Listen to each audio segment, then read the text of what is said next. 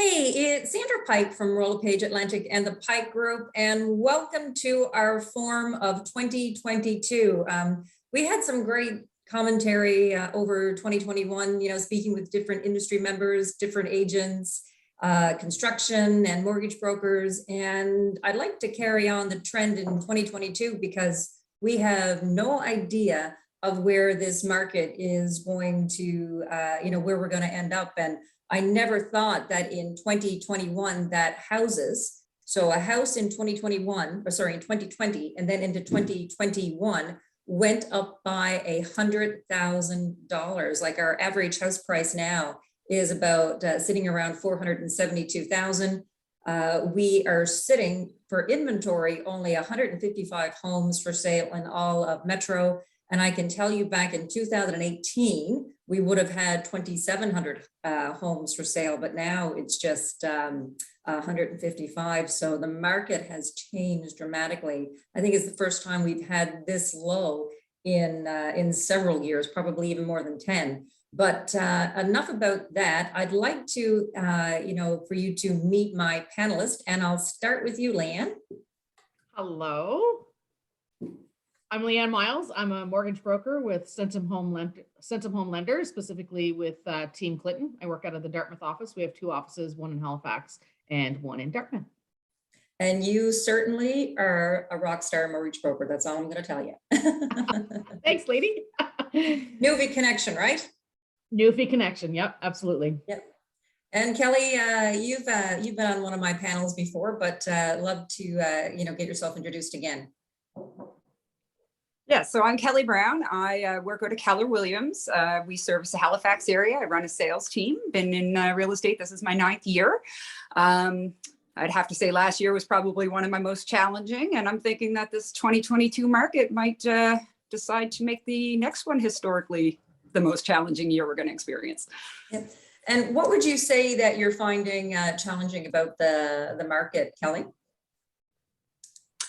Well, the lack of houses to sell. I mean, we literally have no inventory, and it's not just as a real estate problem either or I should say real estate agent problem.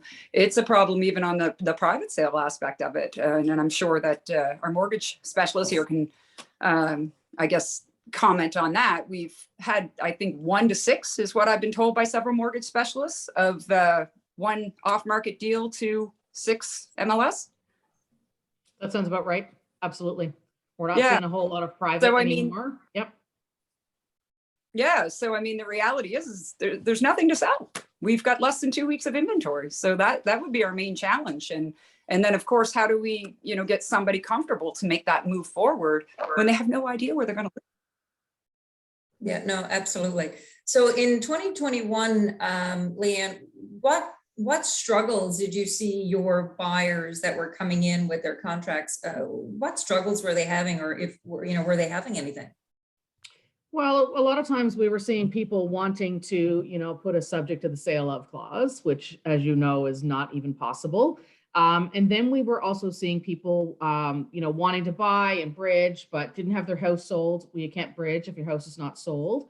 So a lot of the challenge was the fear of not being able to make that forward step without knowing where you're going to live until you had your house sold. You could sell your house, and then now you're the buyer in that market, and now you're struggling to find a place to live. So absolutely. Yeah, that was that was what we saw most of. And who would you say was your biggest demographic? Was it first-time buyers? Was it people who already had homes that were moving up, or was it people who were refinancing? Well, it was a mixture of everything. So my first-time home buyers, I would say, was about 10 to 15% of my book. I've always been a big person that does a lot of refinances. So that was about 40%. And the rest would have been people like existing clients, like 60% of my book, really 50 to 60% were people that have existing homes that are looking to sell and then buy, upgrade, downgrade, that kind of thing. So, we talk about lack of inventory. Would you say, I'm assuming they're the chip mortgages here, that's what they're called? Yep. Is that happening a lot here in Halifax, where people, who are seniors are like, you know what, no, I'm not going to move. I don't have anywhere to go to. So let's use that reverse mortgage and, put the money back into the home. Did you see a lot of that? Not seeing a whole lot of that. Now, if you talk to somebody from Home Equity Bank, they might have different numbers, because I think, well, they do a really great job with their marketing, and a lot of people are going to them direct. So while we offer it as a broker, I think that Home Equity Bank would be receiving a lot of that stuff direct. So the BDM there, which I think she's from Marystown as well, she would be able to give you incredible insight into, if seniors are doing that, because it's becoming like, you can't sell your house and find somewhere else to live. It becomes a real big issue for people. Yeah. Kelly, what would you be telling, the sellers that you're meeting with now, or even let's say in 2021, like what were you telling your sellers who were living here and they wanted to buy? What advice were you giving them? Well, I mean, the great thing for our sellers is that they were already in the market, right? And I think that's the biggest challenge right now, is how do you enter it? So, for the sellers, we were doing a lot of shopping, to find the property, and then we were going ahead and listing their houses, because we didn't want people to end up, being homeless, although that presents some challenges as well, because not everybody can financially do that, right? So I guess there's some people that are willing to take a risk and know that the market's just going to shake out for them. And then there's others that are just a little bit too scared to do that, right? And I respect both people's decisions, and I support them either way, right? Yeah, it certainly was, hard talking to a seller. And, before I even spoke about price with the seller, my first question was, where are you going? And if they had to buy, that was, we need to find where, what you're going to buy. Or even if they were renting, I was directing my sellers like, okay, you need to go get your place for rent. And once you secure that, then we'll put your house to the market, and we can put a time on it when you'd like a closing. Just because, who would have thought that even in the rental market, that it would be difficult for a seller to even go into or downsize whatever it is that they were doing. So I never thought that we would see that here. Now, are you meeting with any clients so far this year in 2022, Kelly? Yeah, I've met with several of them at this point, and the consensus is straight across the board. Everybody needs to find out where they're going before they're actually going to make that decision, right? One of the other struggles that they run into is that, if you sell your house, you've sold your house at today's price. And in the $300,000-$400,000 price range, we're seeing approximately $5,000 a week in price increases. So if you sell it today's and then 2 weeks later, you're collecting on yours, vice versa, you sell yours and then you're trying to, pick up your new product, you're ending up paying a bigger price. So that spread is happening. Some people, if it takes them about 2 weeks to get to their firm date, they could end up having $10,000 more that they're going to be having to spend on something that is the same, or they're going to get something less for $10,000 more. So I would agree with you, but I haven't seen that all over the place. So I was speaking with a client today from Guelph, and they were, we were looking at a property in Purcell's Cove area. So what was that? It was 8D. Yeah, so it was right in Purcell's Cove. And in the last 60 days, there were 4 homes that had sold. 2 were at listing. So 2 homes sold at list price, and one went $5,000, the other went $7,000 over. But in Sackville, you could be upwards of $100,000 or more over ask. So I think I don't think you can paint it with a blanket. Across the whole HRM, it really is about the area. And, have you sold anything yet, Kelly, for 2022? Like, have you experienced multiple offers, or maybe as a buyer agent, did you do anything this year? So right now I've had 2 so far this year that we have offered on. We have been unsuccessful. One of them was in the Forest Hills region, semi-detached home. It was average. So that house was listed around the 280, 290 mark. And I know that we've lost it, over $100,000 above ask. So that was one example. There was another example that, it had come onto the market. It was in Area 31. That particular listing, it had came up, in the 4s, and that one's going to be trading over 6. So there's some really big swings that are happening. We're not even seeing all of the data being published yet for 2022, because a lot of those things are just starting to firm up. But what we are seeing is that spread that was down to about 40,000 is back up over 80. So it's happening. 2022's lack of inventory is definitely fueling the fire for prices. Speaking with one of my past clients, I think a couple of days ago, she moved here. It was a military move last year. And, she was saying that some of the military moves are asking not to be posted to Halifax because of the crises that we are facing here and the price. Like, I remember, and you guys will as well, like in 2019, 2018, the average military move that was coming here was around, 300 and change.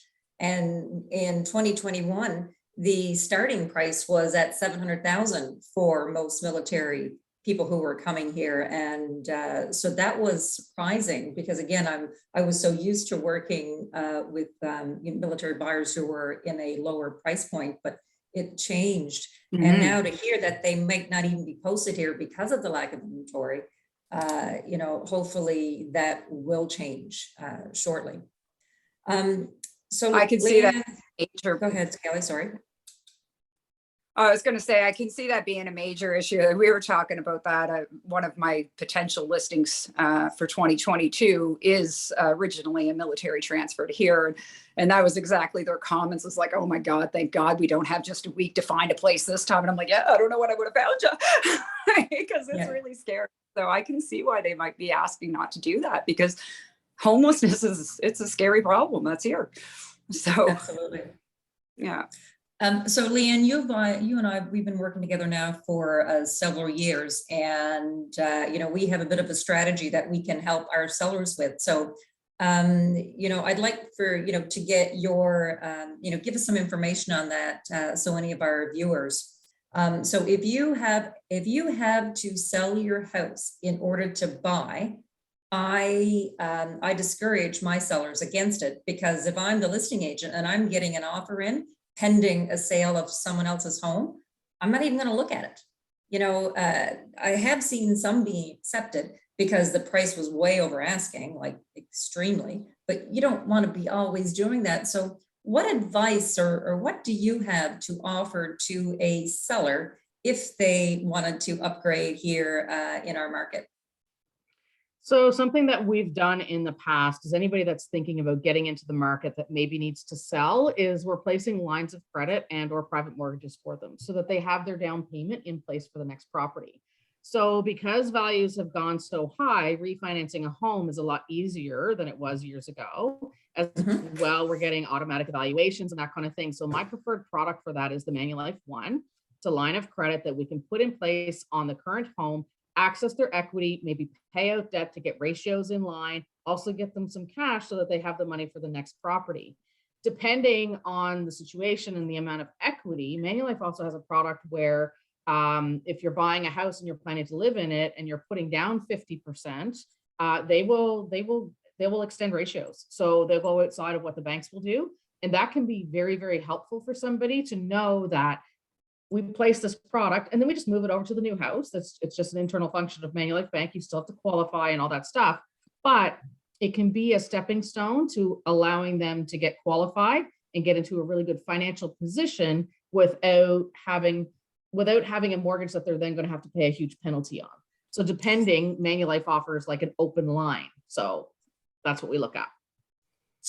Is that similar to the scenario you had last year where someone had to move and they bought the house, they only paid interest on the house, and then the current house that they had, they were still paying their mortgage on it until they sold it? Is that the similar thing? Very similar. So I'll give you an example. I had a gentleman selling his home. He owned it on pensions, was going to buy another house, and what we did was we put a Manulife one on his current home at 50%, and then we put a Manulife one on his new home at 50%. So the payments were very, very manageable for him.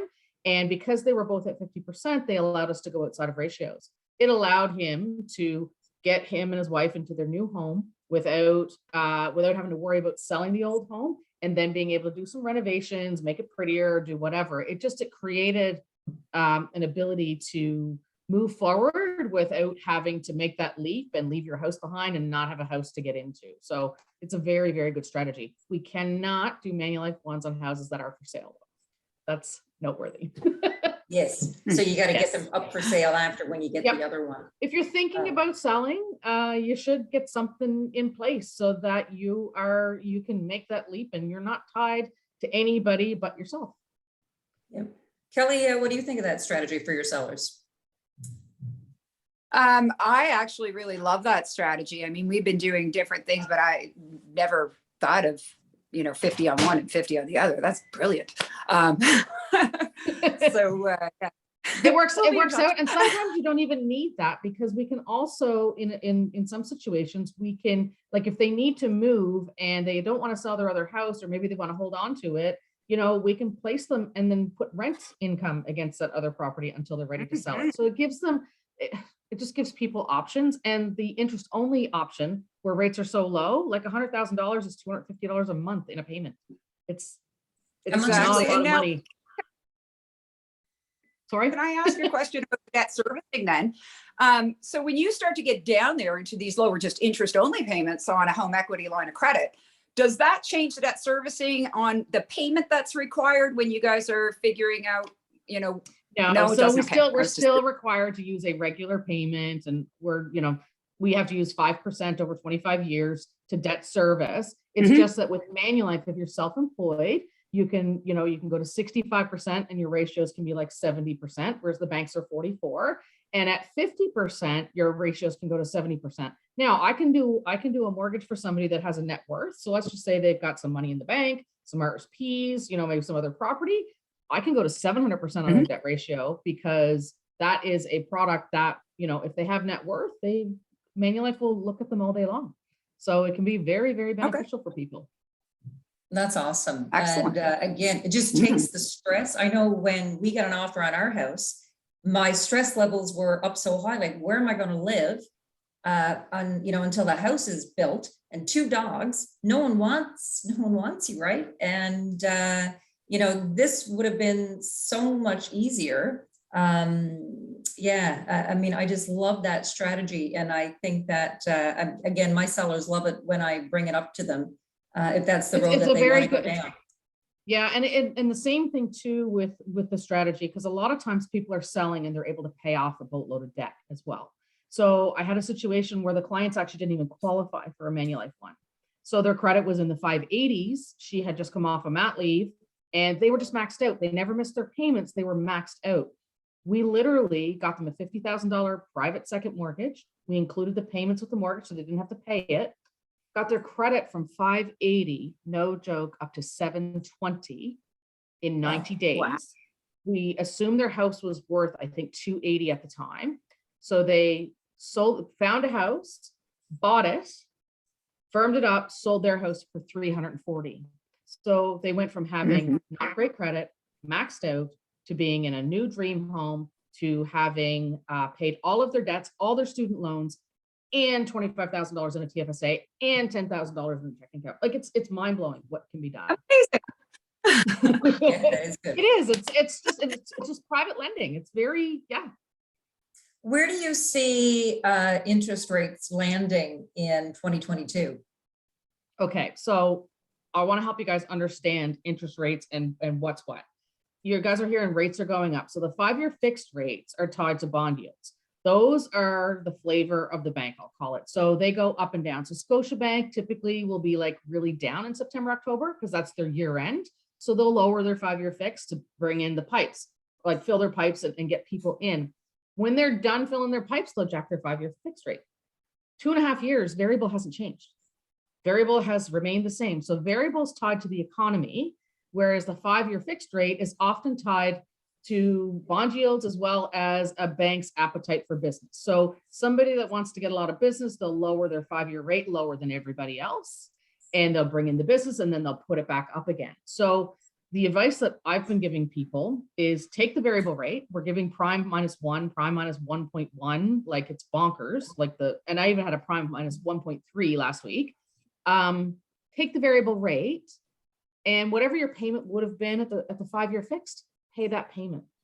It's on a $500,000 mortgage, it's maybe $150 more than what you would have paid locking it in, and you control your payment. You don't have to worry with the bank increasing your payment or doing those things.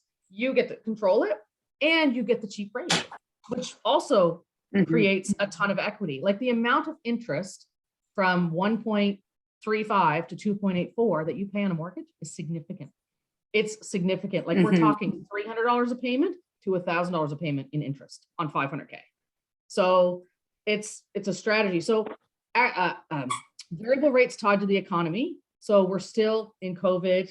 We're still shutting things down. We're still dealing with the government doing all that stuff. I don't see variable doing a whole lot this year, except for staying the same. The 5-year fix will do what they've always done. In March, they'll come down, get ready for the spring market. Everybody's going to try and get, their people in. They'll go back up again in June and July. It's an ebb and flow. So my advice is always go variable, but pay based on fixed. And I was having a conversation with a seller the other day. We were talking about, which way should he go for a mortgage? And, I am no expert on mortgages. And I'm like, why wouldn't you go, they had to refinance. Yes, that's what they were doing. And I said, well, if you're refinancing, why wouldn't you go variable? Because if you wanted to sell your house, or if you're going to move, a variable would be a lot easier. What is the penalty on a variable, or is there a penalty? So penalty on a variable is only ever 3 months interest. And right. So you know how people look at rates and they look at APR. So if you're looking at a fixed rate, so everybody wants that because it's stable, it doesn't move, and you're guaranteed for 5 years. But life is variable. Life happens. Like people are like, oh yeah, no, we're not going to move, and we're not this. Well, this couple that I did, that had the lower credit with the private, they had a 3rd child that they weren't expecting. So it's one of those things where if people are fixing in, if you break that mortgage, you are in for a hefty penalty, depending on when you locked in versus what rates are today. It takes away choice. It takes away your ability to make a move. So as an example, had a client last year, wanted to sell their house and buy another one. The penalty was $27,000. Wow. That's a case where we would put a line of credit in place, rent out their house. They go buy the other place. They then sell the house at the time of renewal to save them that money. So there's always options, but you don't want to be handcuffed, right? Variable has always been the best way to borrow money. Always, always. Yeah. And Kelly, when you're going out with your, I don't know about you, but I'm getting a lot of buyer calls, and oddly, I always get them at this time of the year. What advice are you giving to buyers right now? Well, it's actually what I was going to add to it was just said. Variable rate for sure. A lot of the buyers, they've got the list of things that they want, and there was a market when your list actually mattered, but unfortunately, the list is kind of a thing of the past, right? So, your list should be a house. Just joking. But, with that being said, one of the pieces of advice that I'm giving buyers is let's not be picky. Let's look at this as our opportunity to get on the market. I've got one lady that, she has unfortunately taken a lot of time since we started. It's been May, I believe, is when we started. We, in the first month, had a property under contract on the same street, the same property. 5 months later has sold, and she would have made $75,000. And when she was going to terminate this deal, I was begging her to stay into it, because I said, look, I can fix this for you in 2 months and it won't cost you money, right? But if we don't start you, we're not going to ever finish you or we're not going to get you to where you want. Since she started, she was with another agent prior to me. Unfortunately, during that time, she lost almost $100,000 worth of value of what she could get. And now, since that fateful decision with that particular property, there's another 75,000 we know she's lost. So for people, I'm telling them, don't worry about buying the perfect house. Let's get a house. And then we can sell the house later and we can move you sideways through the market at a different time. The other thing that we can do, because you get one shot at it, is that you can go ahead, turn it into a rental property, and then you can go ahead and buy your next property that you want when we're in a different market. And, the other option as well is you could sell it and then you're only going to be paying a 3-month interest penalty if you go with a variable. So mortgage is actually a huge part of the strategy right now. Yeah. Oh, and just getting absolutely. in the market. Yeah. Oh, I know. Well, ladies, it's been a great chat, and I love learning about different ways that we can help both sellers and buyers. And Leanne, you had some really great info for us, so thank you. You're welcome. Great. Yes, Have thank a you. Great. I can't wait to have a chat. Awesome. Thank you, ladies.